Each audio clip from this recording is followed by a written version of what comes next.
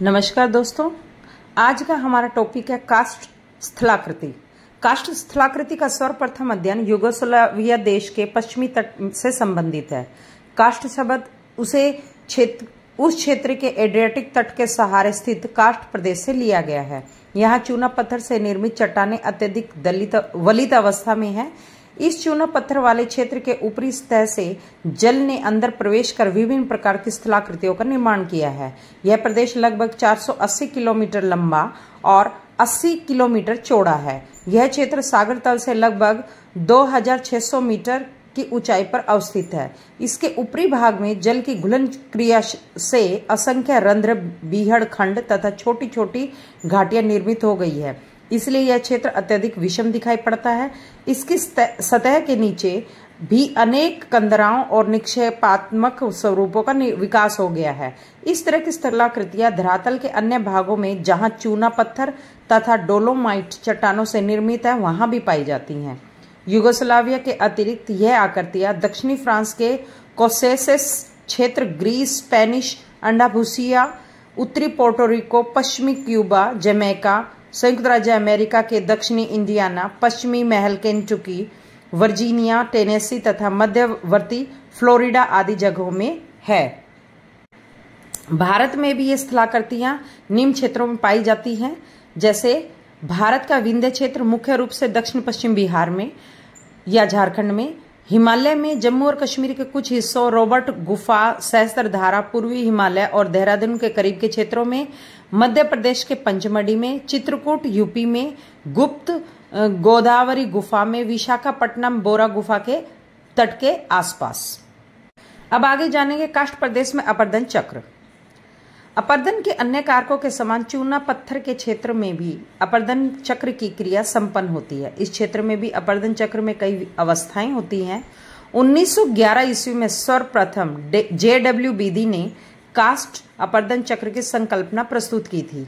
इसके पश्चात जे स्विजिक ने 1918 में इसकी ओर लोगों को ध्यान दिलाया। डेविस महोदय ने 1930 में चूना पत्थर की कंदराओं की उत्पत्ति की ओर ध्यान आकर्षित किया। कास्ट प्रदेशों में चूना पत्थर की मोटी परत का होना आवश्यक होता है।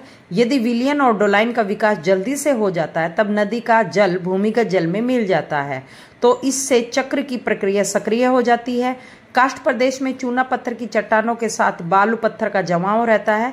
इससे नदी का जल चूना पत्थर की चट्टान पर नहीं पहुंच पाता।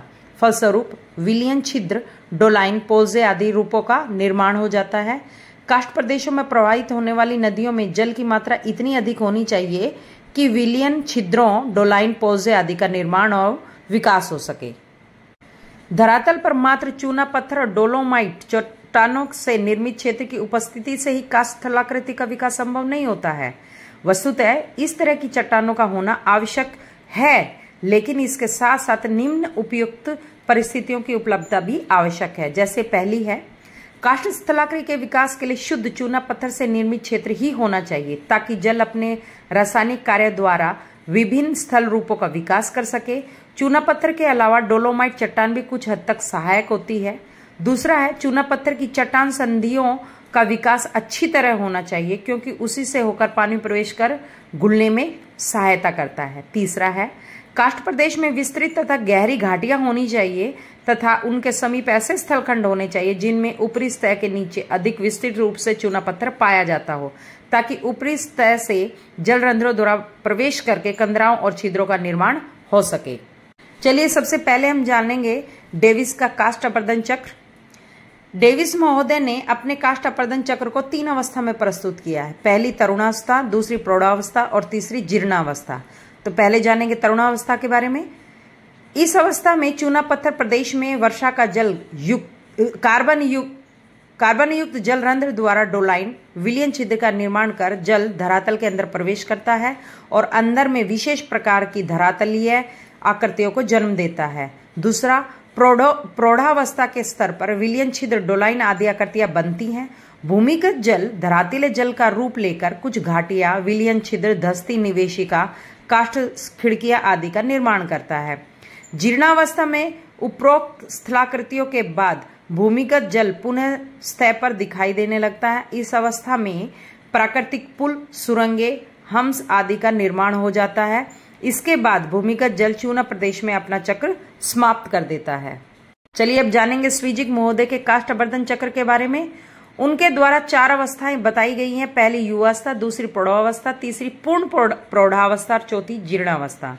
उनके अनुसार काष्ठवर्धन चक्र तभी संभव होता है जब चूना पत्थर की मोटी परतें सरंध्र होती हैं, जिससे धरातल का जल नीचे रिसता है और स्थलाकृतियों का निर्माण करता है।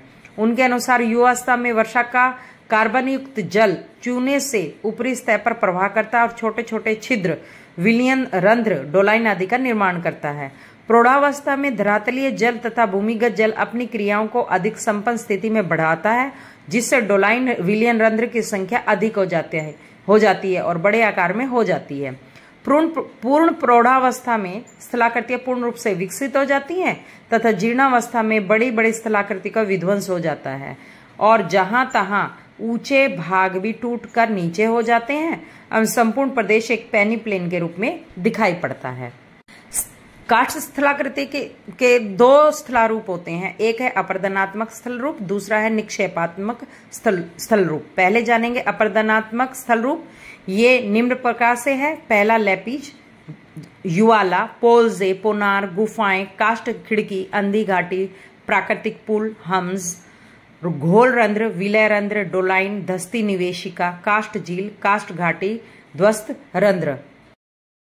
पहले जानेंगे लेपिज के बारे में। चूना पत्थर वाले प्रदेशों में कार्बन मिश्रित जल धरातल से होकर बहता है तथा चट्टानों के घुलनशील कोमल भागों को बहाकर ले जाता है, जिससे ऊपरी सतह उबड़ खाबड़ हो जाती है। यहाँ उंगली नुमा छोटी छोटी रचनाएं उभर आती हैं। इन्हीं को लेपिज कहते हैं। इनको जर्मन भाषा में कैरेंस, अंग्रेजी में क्लिंट तथा फ्रांसीसी में लेपिज कहा जाता है। अब जानेंगे घोल रंध्र के बारे में। काष्ठ प्रदेशों में कार्बन डाइऑक्साइड युक्त जल धरातल के संधियों में प्रवेश कर उनका विस्तार बढ़ा देता है, जिससे छोटे छोटे रंध्र का निर्माण हो जाता है। इन्हीं को घोल रंध्र कहा जाता है। अब जानेंगे विलय रंध्र के बारे में। विलय रंध्र घोल रंध्र से आकार में बड़े होते हैं। एक ही जगह पर अम्लीय जल बार बार प्रवाहित होता है तो ऐसे रचनाओं का निर्माण होता है। कभी कभी इनका आकार इतना बड़ा हो जाता है कि पूरी नदी का जल इसमें समाहित हो जाता है। डोलाइन। डोलाइन क्या है, चलिए जानेंगे। जब घोल रंध्र काफी बड़े हो जाते हैं और इतने चौड़े हो जाते हैं तो उन्हें डोलाइन कहा जाता है। ये आकार में 30 से 40 फीट चौड़े और 10 से 70 फीट गहरे तक हो सकते हैं। मुख्य रूप से यूगोस्लाविया में ऐसी आकृतियां पाई जाती हैं। युवाला।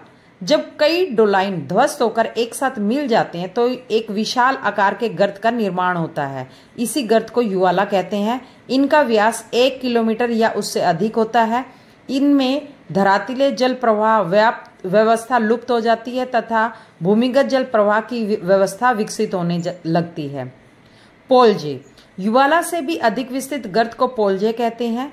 कुछ क्षेत्रों में यह राजकुंड के नाम से भी जाने जाते हैं। यह कई युवालाओं के मिलने से बनते हैं। इनकी तली समतल तथा दीवारें खड़ी होती हैं। पश्चिमी बाल्कन क्षेत्र का सबसे बड़ा पोल्जे लिवनो पोल्जे है। पोनार। यह एक सुरंग नुमा रचना है जो काष्ठ प्रदेशों में गुलन क्रिया से विकसित होती है। चूना क्षेत्रों में जल घोल रंध्र द्वारा प्रवेश कर आंतरिक भागों में कई क्षेत्रों को मिलाकर एक कर देता है, जिनसे आंतरिक नदियों का मार्ग विकसित होता है। इन्हें पोनार कहा जाता है। गुफाएं या कंदराएं। चूना पत्थर के क्षेत्रों में कार्बन युक्त जल धरातल के नीचे की मिट्टी को घुलाकर गुफाओं का निर्माण करता है, जो ऊपर से दिखाई नहीं देती। ये गुफाएं छोटे से बड़े आकार तक की होती हैं। काष्ठ खिड़की।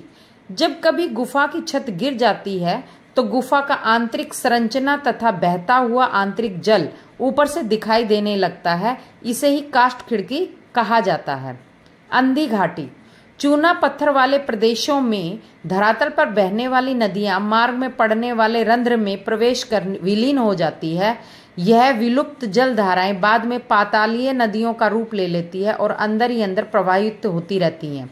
आगे की घाटी शुष्क हो जाती है। इन्हीं शुष्क घाटियों को अंधी घाटी कहते हैं। कभी कभी इन घाटियों में वर्षा का जल प्रवाहित हो जाता है। प्राकृतिक पुल। काष्ठ प्रदेशों या चूना पत्थर युक्त क्षेत्रों में गुलन क्रिया से गुफाओं का निर्माण होता है। गुफाओं का कुछ हिस्सा कभी कभी धंस जाता है तथा कुछ भाग वैसा ही बना रहता है, जिससे पुलिया जैसी आकृति का निर्माण हो जाता है। इसे प्राकृतिक पुल कहते हैं। हम्स, चूना प्रदेशों में कोमल चट्टानें घुलकर बह जाती हैं तथा कठोर चट्टानें अपनी जगह पर खड़ी रहती हैं, स्थिर रहती हैं, जिससे पूरे क्षेत्र में कुछ गुम्फाकार अवशेष दिखाई देते हैं। इन्हीं को हम हम्स कहते हैं। चलिए अब जानेंगे काष्ठ स्थलाकृति के निक्षेपात्मक स्थल रूपों के बारे में। पहले जानेंगे स्टेलेक्टाइट के बारे में।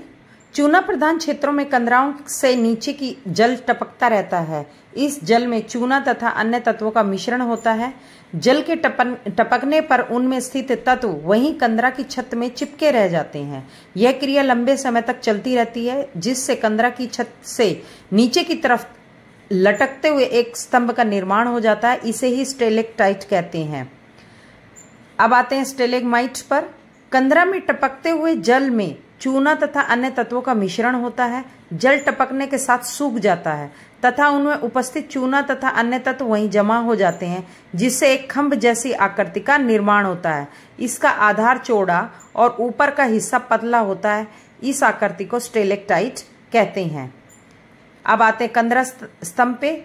इसका निर्माण स्टेलेक्टाइट्स और स्टेलेग्माइट के आपस में मिलने से होता है। ड्रिपस्टोन, जब गुफा की छत से दरार के माध्यम से जल टपकता है तो वहां पर्दे के समान पतले आकार में स्तंभ का निर्माण होता है। इसे ही ड्रिपस्टोन कहते हैं।